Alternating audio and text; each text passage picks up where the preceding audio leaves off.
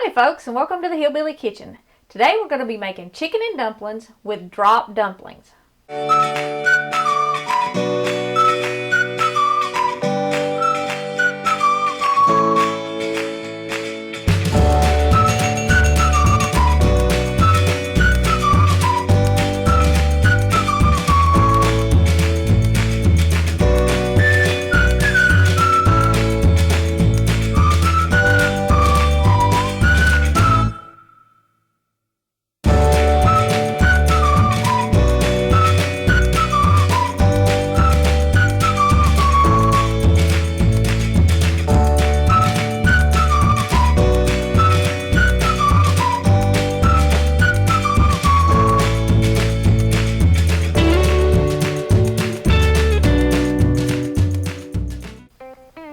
Now, I said drop dumplings because they are different than the rolled out kind of dumplings that a lot of people do nowadays. Drop dumplings are what my granny made. So we're going to do that older version, or maybe it's not older, I don't know, but it's the version that came from this part of the country. And the first thing we're going to do is I'm going to take a half stick of butter, which is about 1/4 cup, and I'm going to turn my pot on medium heat and get it preheating.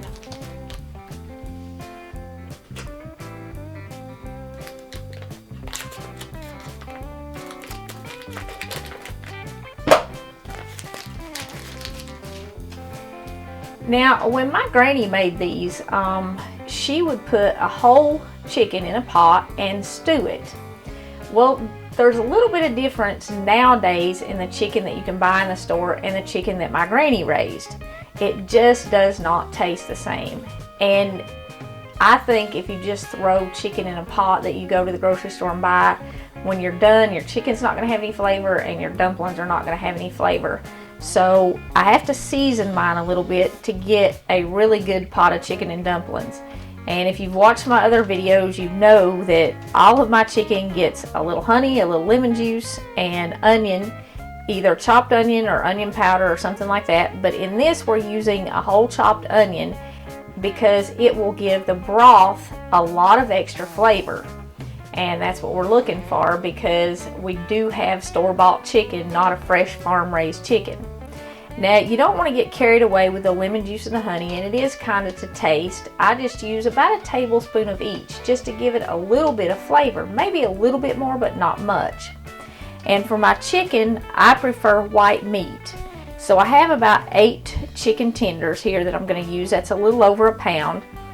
But you have to have some chicken fat to get that flavor in your stock so that your dumplings taste good. So I use 3 chicken thighs. They are mostly fat and they have the bone in them, which also gives you a lot of flavor. And in your chicken, you're also going to put salt and pepper, and again, that's to taste. Now for our dumplings, we have 1.5 cups of all-purpose flour. We have a heaping tablespoon of baking powder. Now you can use self-rising flour, and if you do, I would add about 1 teaspoon of baking powder to that because you want to make sure these really rise good. And I've got 1/2 teaspoon of salt. I'm using this because I have been informed that you can't get self-rising flour everywhere. So if you do self-rising, it's the same 1.5 cups, and just add just a little baking powder to it. And we are going to sift that because we do want them to be fluffy. And I don't have a sifter, but you can get these little metal strainers everywhere, and they're pretty cheap, and they work all right for a sifter. And we need 3/4 cup of milk. So we're going to get our chicken in here as soon as this pan is preheated, and we'll season it, and we're going to cook it until it's starting to brown. And then we're going to add our water and let it simmer for a little while to get the rest of the flavor out so that our broth is flavored and our dumplings will be flavored. Okay, that's preheated pretty good. You really don't want to put your meat in a cold pan ever. And I'm going to put my chicken tenders in the bottom because, like I said, I do want them to brown a little bit in that butter. It gives them more flavor. And I'm actually going to season them before I even throw my thighs in. Okay, just take your lemon juice and drizzle a little bit of it over top.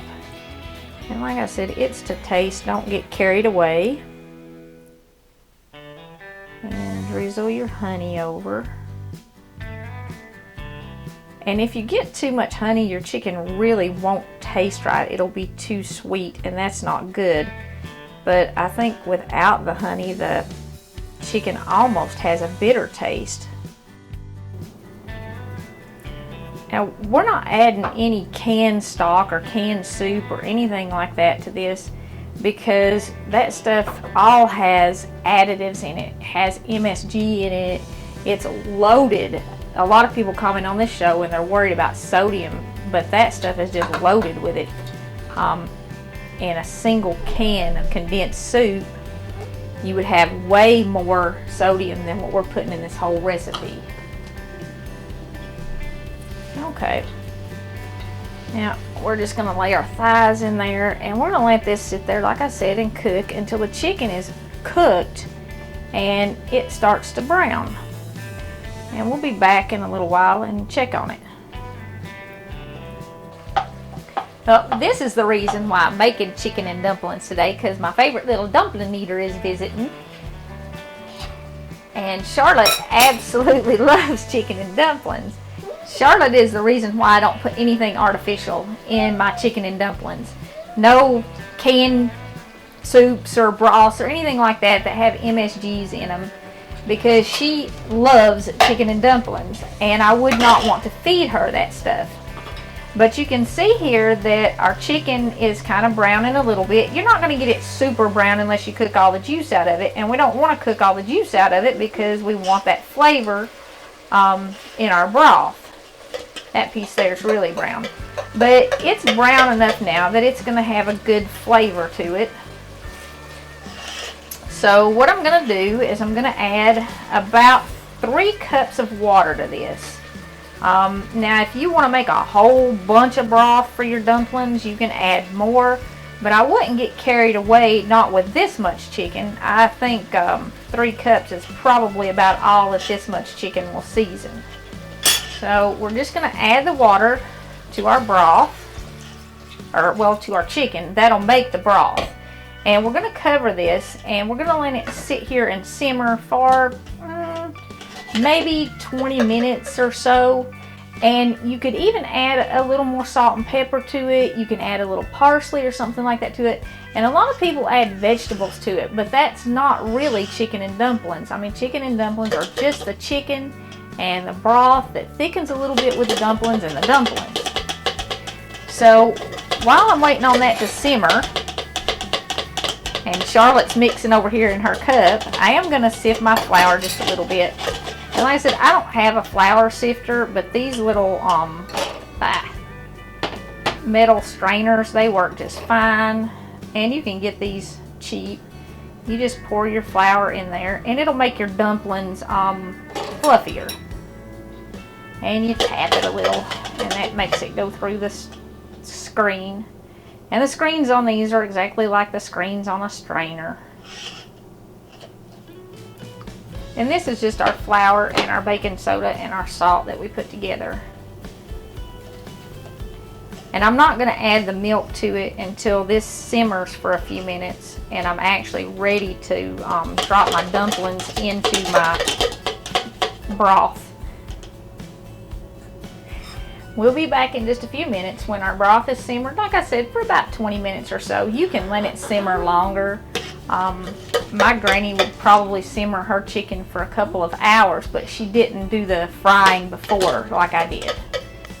Okay, our chicken has been simmering for about 15-20 minutes now, and we're going to just pour our milk into our flour and salt and baking powder that we sifted and stir it up.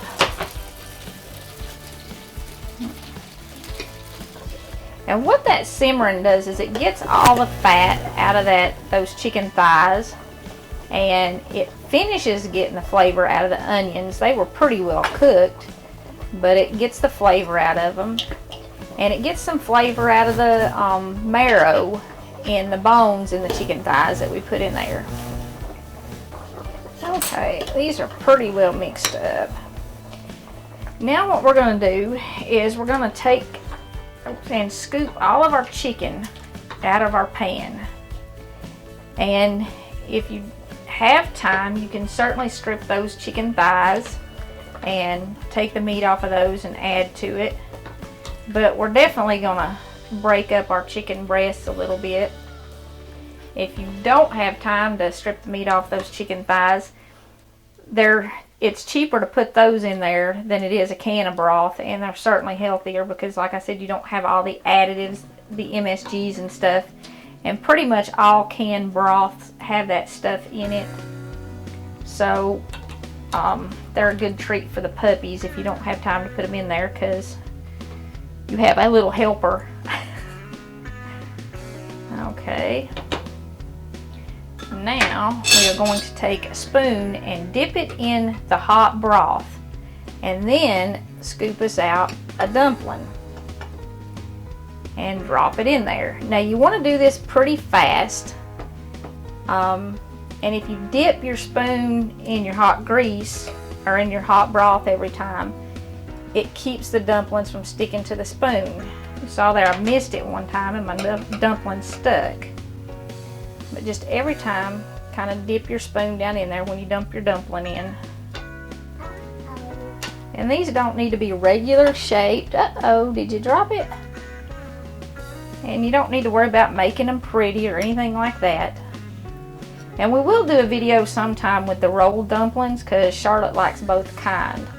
But when my granny made them, she made these drop dumplings, and she would do them in fruit, like the apple dumplings, and she'd do them with blackberries and blueberries and peaches and all kind of stuff.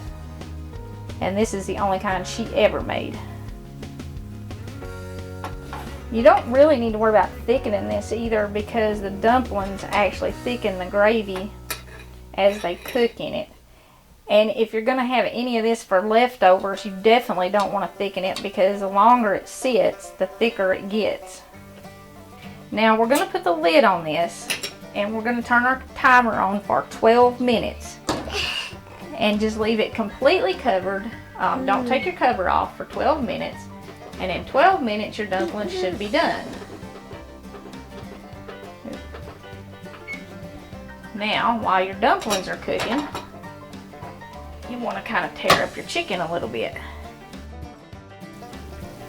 Okay, our dumplings have been simmering for about 12 minutes now.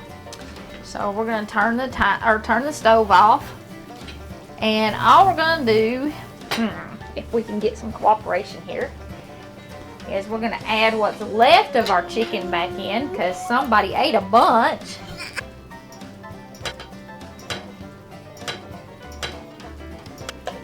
And we're going to stir this all up. And that looks nice and thick. That's what we want.